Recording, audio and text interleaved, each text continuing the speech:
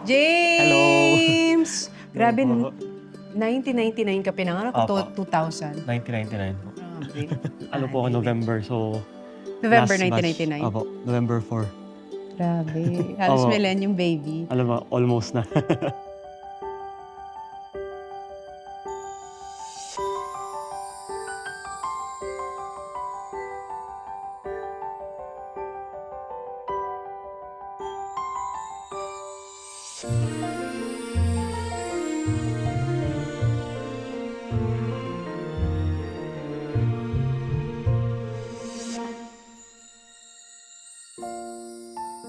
Pero ang galing, no? Kasi yung age mo, 24, usually yan ang raging hormones ng mga lalaki. Yan ang age na party, YOLO. gimmick, YOLO! YOLO. Pero ikaw, ano na, business na talaga. Opo, opo. Ever since kasi bata po ako, na-train po ako ng parents ko na pag may gusto po ako, even laruan, kailangan ko siya paghirapan or kailangan sarili kong pera. Ang pinakauna ko po talagang kita na medyo okay is yung pagbebenta ng t-shirt.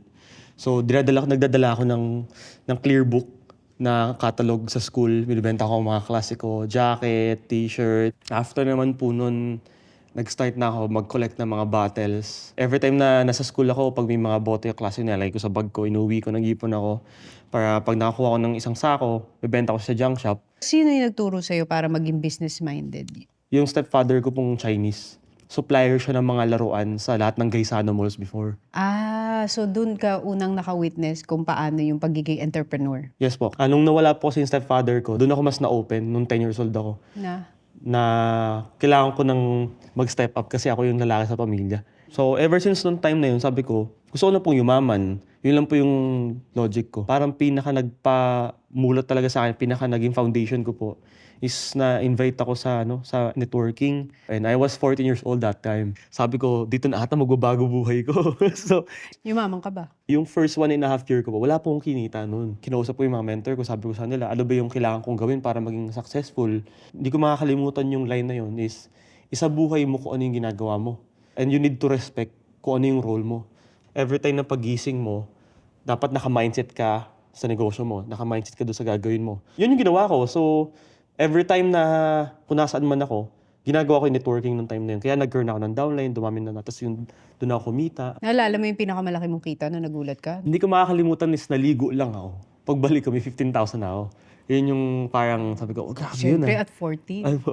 Dahil din po sa networking na napag-aral ko din po yung sarili ko sa FEU. Nakapagtapos ka? Grade 12 lang po. Hindi na po ako nakapag-college. Hindi mo tinuloy ang college dahil? Meron na rin po kasi ako mga businesses on the side. Kumikita ka na nun? Kumikita po ako nun maganda. Kumikita po ako In a mga month? in a month, mga 500K a month. Ganun. Oh! Nung mga 18, 19 years old po ako nun. Dahil din po sa networking, nakabili din ako ng yung first car ko nun dati. 16 years old ako nun. 16, nakabili ka na ng Grabe kotse. po yun, time na yun. So as in, I'm free. I feel yung freedom nung time po talaga na yun. And Dahil meron kang pera. may pera po ako. Medyo naging complacent akong tao. Naging kampante. Kasi pag may tao ka na sa baba, kikilos na sila, di ba? So kahit hindi ka na mag-invite, kikita ka na. So parang naging ganun ako. Yumabang din po ako nun somehow. Yung mga downlines ko, na wala yung tiwala sa akin, naging masama yung tingin sa akin. So, tinalikuran nila ako lahat. So lahat ng pinaghirapan ko, sweat and blood, lahat nawala. So yung income ko, Snap. nag-stop. Within 2 weeks lang yan, nawala na lahat ng income ko. Ang ginawa ko po nung time na yon, naghanap ako ng 3 tao na pwede kong tanungin. Ang tanong ko sa kanilang 3 is, kung magne-negosyo ka, ano yung kailangan mong gawing negosyo para maging successful ka at yumaman ka? Masabi po nila sa akin, kung ano yung gusto mo, ano yung hilig mo, saan ka masaya. Tinanong ko sarili ko, ano nga ba talagang gusto ko? Ano ba talagang hilig ko? Maingat po ako sa sapatos. And then, sabi ko, wala pang negosyo sa Pilipinas na nag-aalaga ng sapatos ng ibang tao. Wala pang sneaker care business that time. That was January 26, 2017. In just 4 days, nilaunch ko na agad yung business ko na yun. Ang pangalan po niya is James Sneaker Care. Ako nag-meet up, ako naglilinis, ako nag-picture, ako nag-post. Hanggang sa dumami po yun, isang pader sa bahay namin. Napuno ko na ng sapatos, haba na ng pila. So doon ako subconsciously na open sa mundo ng online business. So sabi ko, try ko kayang magbenta rin sa Shopee and Lazada. So ang ginawa ko, nagbenta ako ng shoe cleaner. Brand ko. Magkano mo binibenta nung time? 200 pesos lang isa. Pero magkano ang gawa talaga? Yung cost, Di ba Shark 20 Tank? pesos. Kaya ganyan sa Shark Tank. Oo. Magkano mo talaga ginawa, tapos magkano mo ibibenta? Lakas ko nung makabenta. Like, ang dami ko nabibenta per day. Ngayon, nagkaroon ako ng option na magbenta ng ibang products. Mm. So, nag-expand ako sa electronics. Nagbenta po ako ng mga wireless earphones. So, dyan po ako kumita ng malaki talaga. Gumawa po ako ng mga website na multiple shops. Nakakala ng mga tao, magkakalaban yung mga yun. Hindi nila alam ako lahat yun. Hindi nga. Di ba may tip tayo So- na nakuha sa kanya. Gumawa ka ng multiple shops, pero isa lang yung binibenta mo.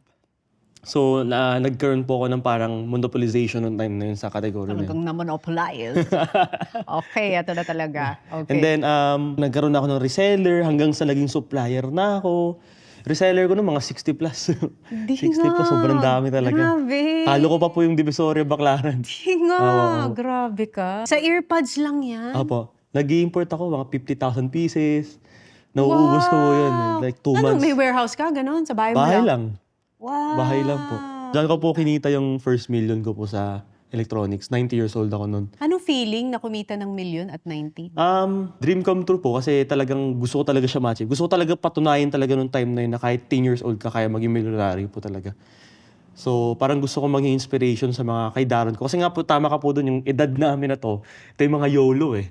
Tsaka party, inom. Yes, so gusto ko pong sabihin sa nila na Tambay. parang sayang yung energy ninyo na pwede na kayo maging millionaire tapos saka kayo maging ganyan.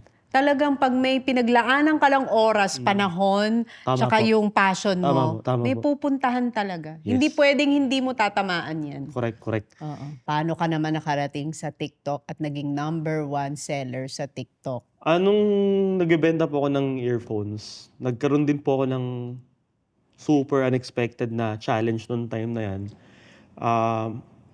Meron akong manager, kinakapatid ko siya, kababata ko siya. Nangyari, lahat ng millions ko nawala. Kasi ninakaw niya lahat.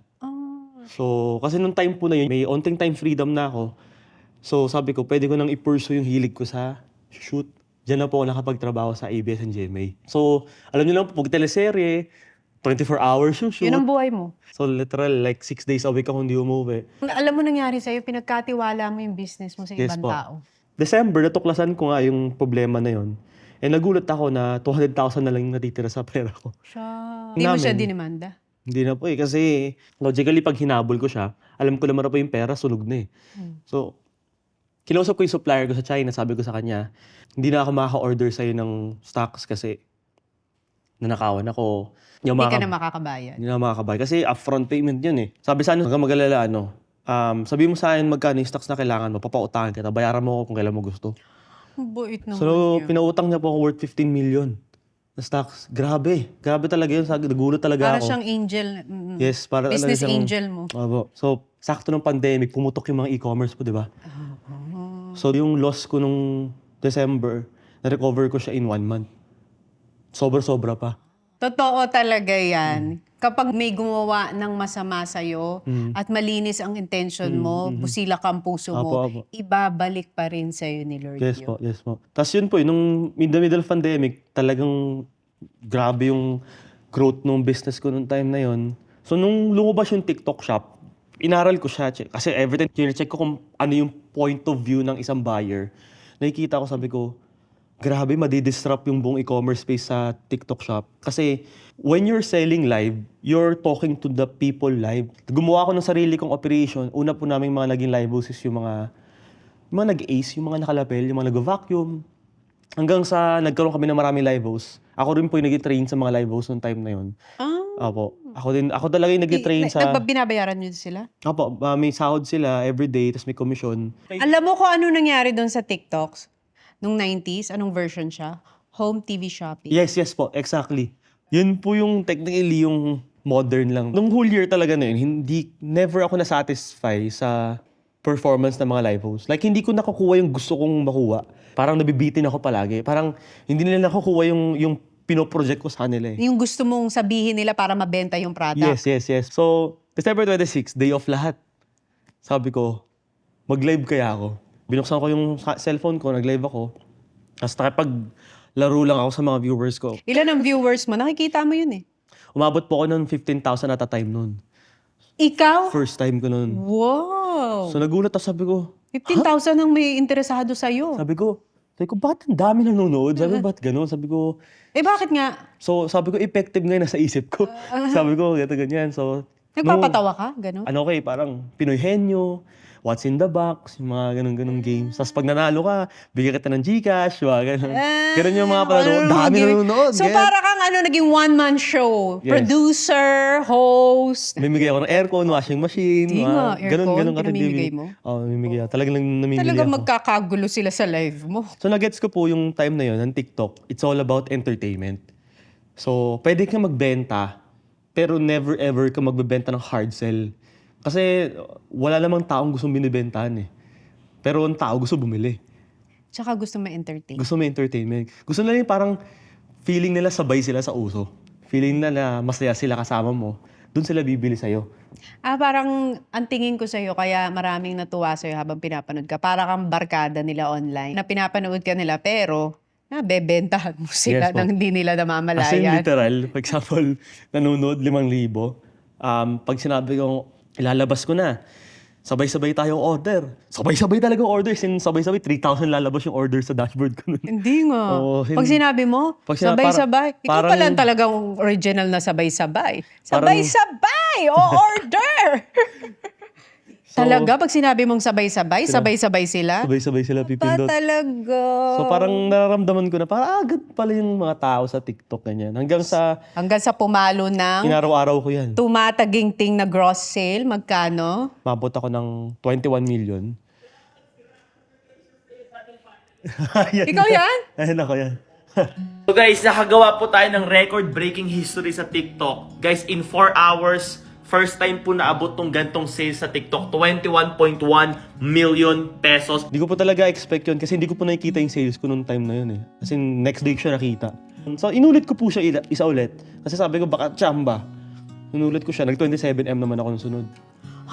After 2 weeks. Nangyari po noon, after noon, sundan siya na sundan. Kinuha na ako ni TikTok, sinuportahan na nila ako. Hanggang sa may naging partner ka na rin, di ba, ng mga brands. Opo. Nagpapabenta na rin sa'yo. Opo, yung mostly mga electronics po talaga. So, Di ngayon, parang you're living your dream life. A good life. sama po. A good life, yes po. Or would you say you're living your best life? Not yet. What's your definition of a best life? Kung hindi pa best Gusto life. ko po talaga, yung time freedom din talaga. Yung like, kahit di ako magtrabaho ng 1 taon, 5 years, okay lang ako. Yun yung where your money is working for Yes you. po, Apo, yung mga You're ganun. making money while you're sleeping. Ikaw as an entrepreneur, ano yung pinaka natutunan mo from hustling? Since 10 years old.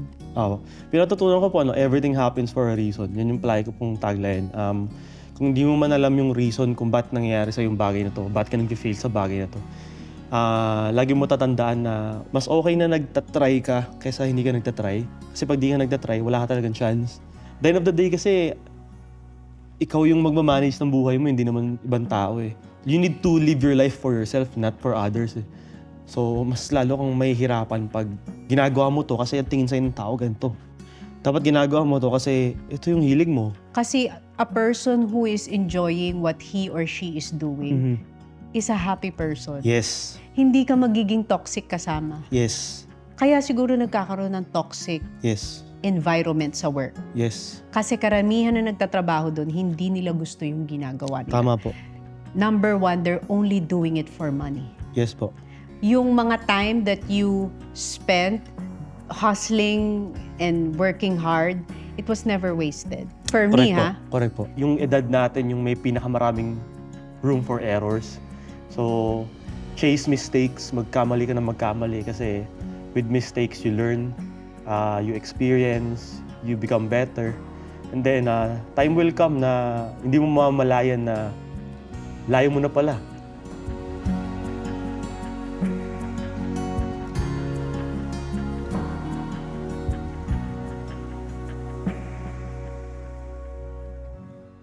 So wala kang girlfriend ngayon? Wala po. Single muna. Kaka-break lang? October. Oh, shucks. October lang. 6 years. Oh, shucks. Since bata pa kami nun. Ganun po talaga. Ang dami nga po naghiwalay 2023. Isa ka ba doon? Oo, 2023 ako. Oo nga Aba, sinabayan mo rin pala talaga ang mga breakups ng 2023. 2023 breakup year.